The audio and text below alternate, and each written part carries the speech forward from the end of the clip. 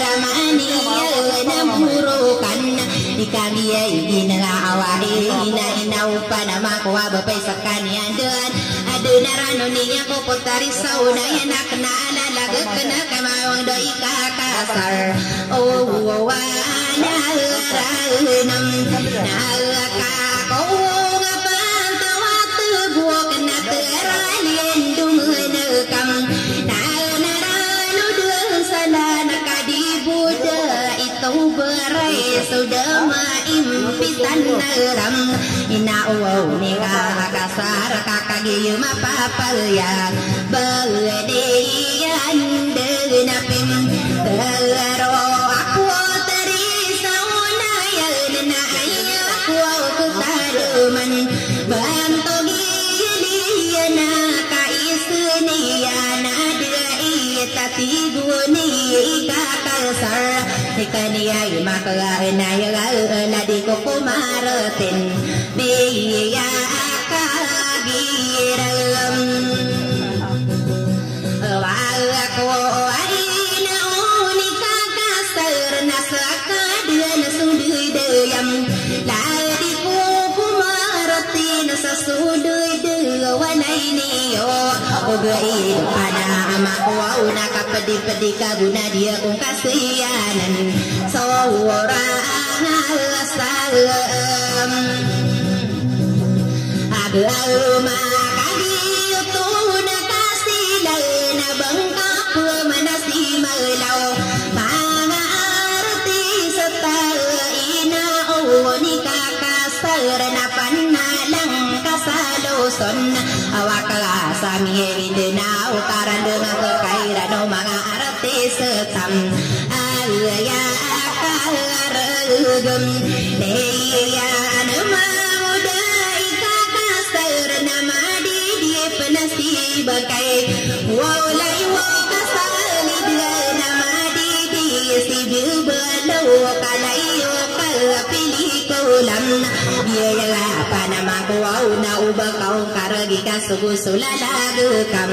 pengenam bergam nalakan nabuanian natudugan apotri saunayan tomo ko pergilaya di supagidaan kuwati guni kakasar tukila nagakoron namya kagirawa kuwasugudita kaoway magabuda ekam kalasar kamalawatan namidala na dipirin siyaneyan inumakapulagi desungapan tawat bukarusukan didamadag supagiyay da anakay ino si saunayan ino yagamam biyita kabubusa paniyata wapiya katumatayam dalawa dudutiyan kainu yagamabita mahodwa ikakasar na buniyan o tundugan o tarisalom o nalya natiguni kakasar na sakan wawi pambayam pagudwa sakan udwa natiguni kakasar kiputari mo na uray abaluan kiwa o nayagano antay mo na sa walay piya agayonam nira nakikakay panahod na ay padupatakam mahod ay kakasaro bumid na pagayoni sa paglariya kunanan daamuwaw na sa walay na daamuri sa walay alya akusawam alkanak kawang kabus ko pagulatanuino wow suwan dumanaya mahud ikakasar ayaw wow tawaga ang tadua na pumaliin kuwain man talam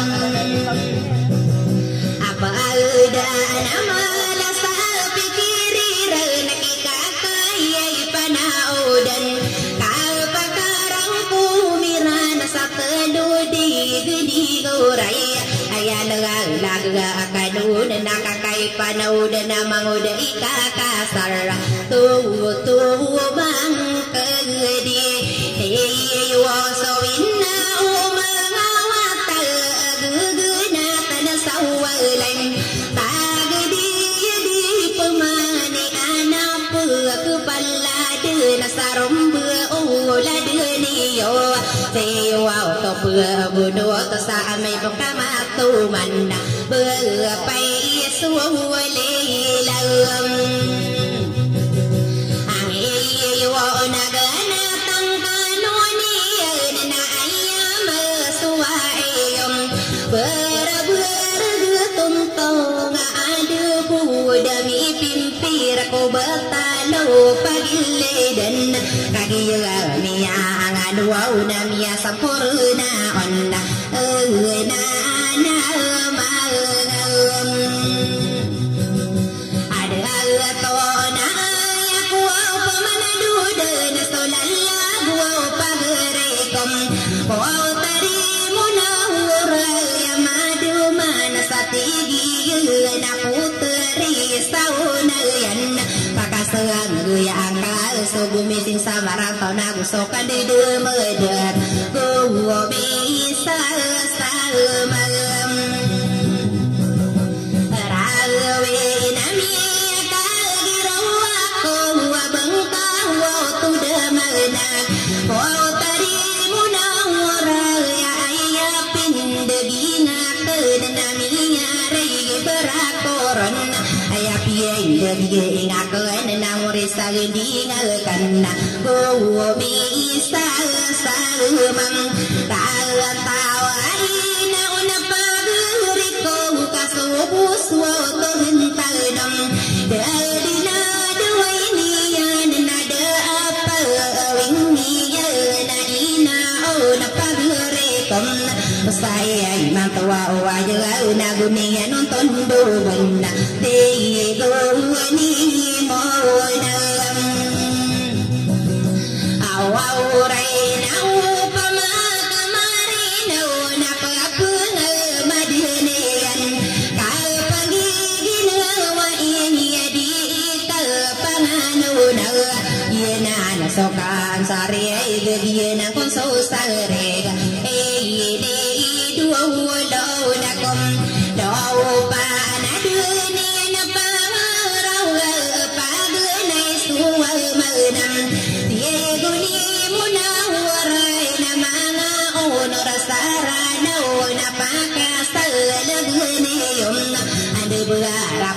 sudah ni daung kapang rawau langit tagu solo panama belum koko man mal belu na ko kam dau dan na de berapa sudah ni kia perawan berwata anu de menapa mamal kinu gengkal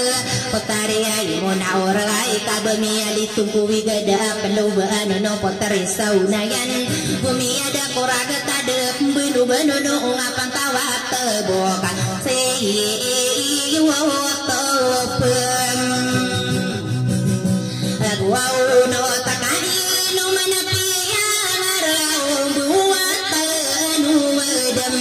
riwa tu pugunu tasadu na so patasi pal tapalaya mia sifat nabi tagano wa rasul na ino depang rawau langit tagusulupam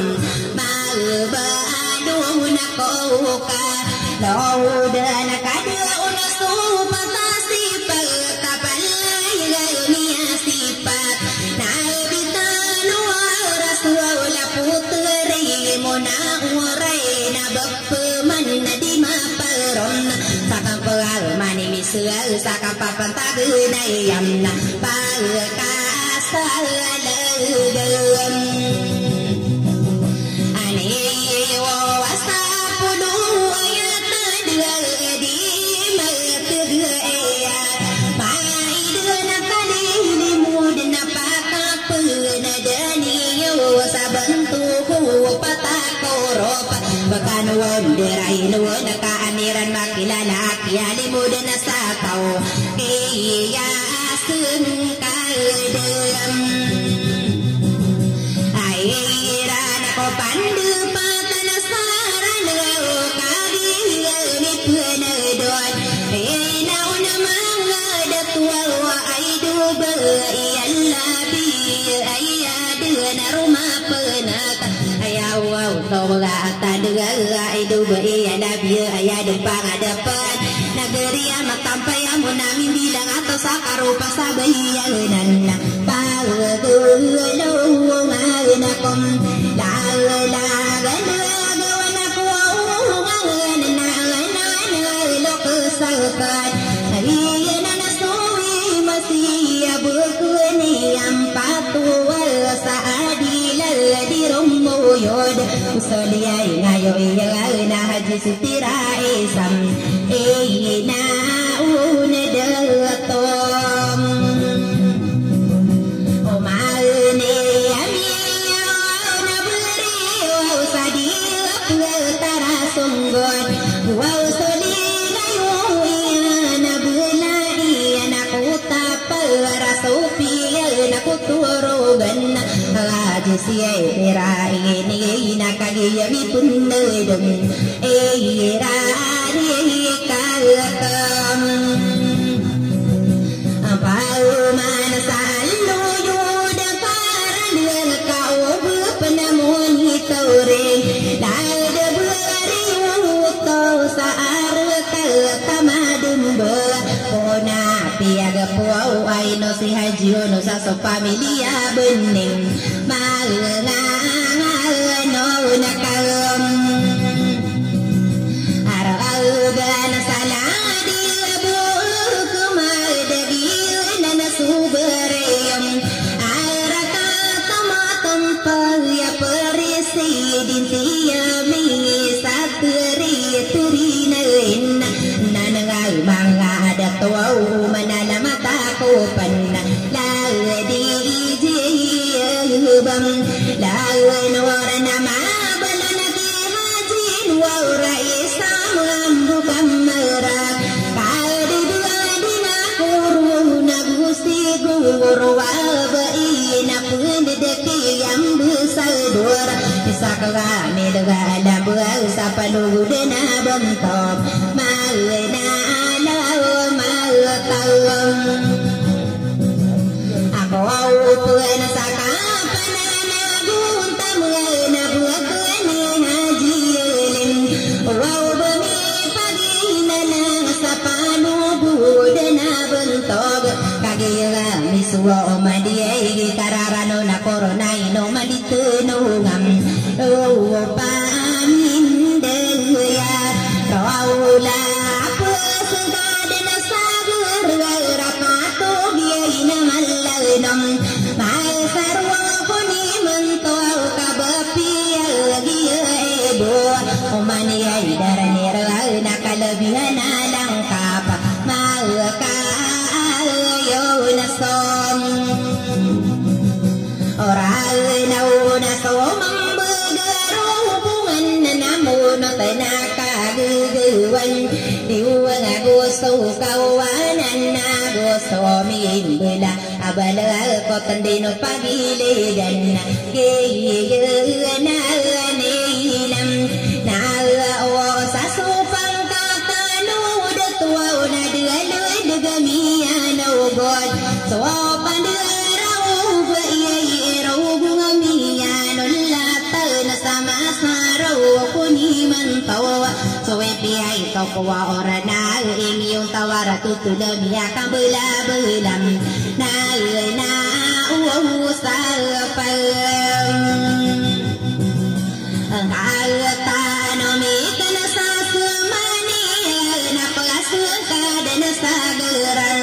oh berkapungan wow nakakai panaudun napakai latang kaudan kau komana bugangan sawu kia di mudan asal tawa ayah panokom